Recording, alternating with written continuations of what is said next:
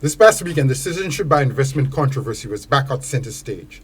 A new social media outlet called Impact World Media leaked what it claimed to be CIP contracts with the headline Hilaire lied.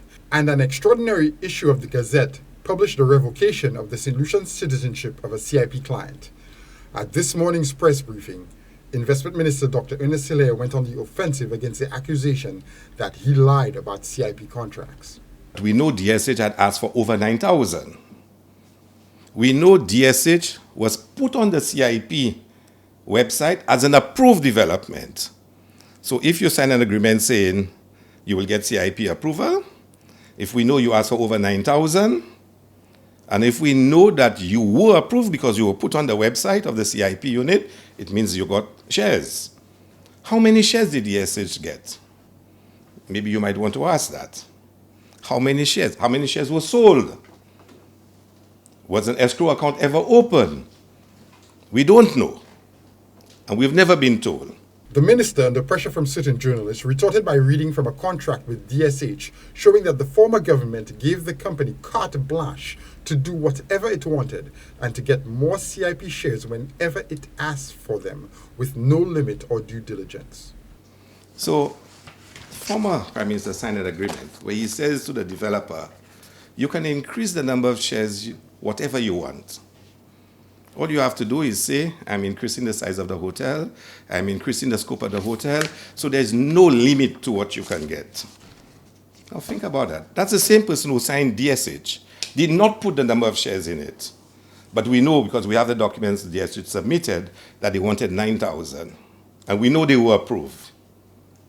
And in the case of Galaxy, they put in a clause that Galaxy can increase and get more shares as much as they want. Dr. Hilaire, who has been the target of many accusations of corruption over the course of the year, was turning the tables on the opposition, questioning why the former government made changes that affected the integrity and reputation of the CIP program. Why would Alan Chasney, as minister, sign DSH, don't put a number, but approve DSH because it was put on the website? Why would he sign with Galaxy?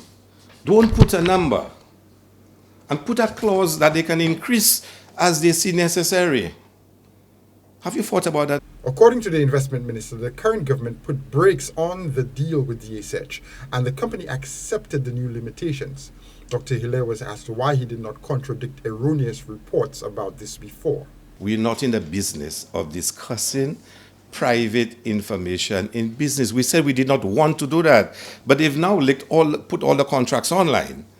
So we have to defend it, but we would not do that. We took a lot of blows. I took a lot of blows, including from you. But I maintain my position. As a government, as a Minister of Investment, I do not think that should be the practice of the country. In 2024, St. Lucia has earned a global reputation for excellence in athletics, cricket, CMOS, and honey production, among other things. However, in the same period, the Citizenship by Investment program has been used to tarnish the island's reputation. Now the investment minister is hitting back against his harshest critics, including the former Prime Minister and opposition leader, Alan Chasney. The investment minister insists that before Chasney became Prime Minister, the CIP was set up to meet the highest ethical standards, but that by the time Labour got into power, Chasney had changed the rules in ways that changed the industry forever. When we set up the CIP, we made agents. Only St. Lucians could become an agent because we felt we should give our professionals, accountants, real estate agents, lawyers in St. Lucia to earn out of the CIP. By the time we came back in 2021, international marketing firms were also made agents in St. Lucia. Promoters were made agents in St. Lucia because the law was changed by the last administration. So we did not change the law. Go and check the regulations. It was allowed by the last administration. Henley and Partners became a local agent. Atom Capital became a local agent. That law was changed where only St. Lucians were allowed to allow any and everybody to become a local agent. It wasn't us who did it. The same way it was. For Choice News Now, I'm Jason Seaflay.